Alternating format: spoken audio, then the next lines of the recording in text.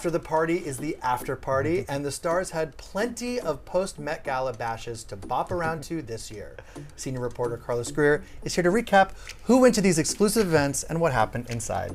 How's it going? How's it going? I mean, of course, you know, the Met Gala, the first Monday of May is a huge Monday in New York City. And I feel like this year, the after parties were even more. In fact, one source described it as New York City being lit. They said it felt like 15 years ago, back when Anna Wintour used to do the Fashions Night Out during Fashion Week, and everybody was at the stores. Well, this year, every club was packed. All of the ones that you can't get into, you certainly couldn't get into them on Monday night. Richie Akiva, you know, he hosts, huge New York nightlife guy.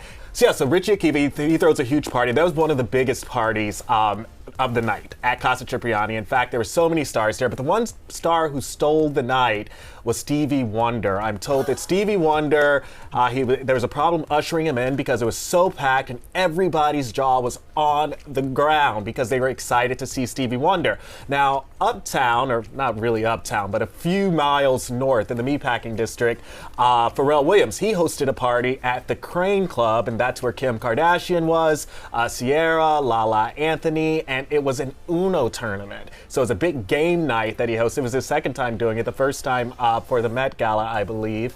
And there was another party at, Romeo Hunt, he threw a party at the Gansevoort. Busta Rhymes performed, and a source told me that a supposed publicist was trying to get in and was name-dropping Anna Delvey, who wasn't on the list, and neither was that publicist, so they didn't get in. But no, it was a big night. I mean, there were even parties in Times Square. Mary J. Blige, she partied at Brooklyn Chop House, as did Taraji P. Henson. Taraji was also spotted at Tiana Taylor's party at the Edition, which was a naughtier party. It was a burlesque-themed party, and so there were a lot of people there, like Evan Ross and Tasha Smith. So it was a big, big night. This is so crazy. Have you ever heard of the Uno party trend before? I mean, I know celebrities play poker, but Uno's a kid's game, isn't it? Well, I mean, it tends to be a kid's game for sure. Well, it's a family game, and you know, and Pharrell has obviously reclaimed it. But there are game nights. They're very popular right now. In fact, Questlove, he hosts various game nights. I don't know how often he does it, but he does game nights where he invites people and it's pretty chill and laid back. He was also at that party. I love that. And I love the detail about Anna Delvey. You know, she's of course the notorious scammer. Dropping her name is not always going to get you into a place. Well, you know, Anna, she's on the scene. She's working a lot in New York City, so it's not rare to actually see her out. But again, she wasn't on this list. So whoever that person was trying to get in using her name, epic fail.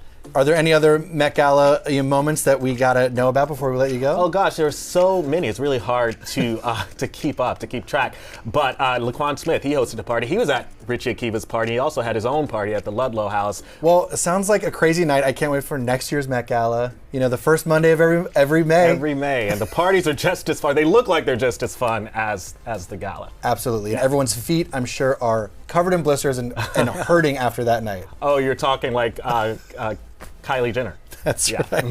That's right. Well, thanks, Carlos. For more from inside the Met Gala, head over to page6.com and be sure to check out our YouTube channel and subscribe. Thanks so much.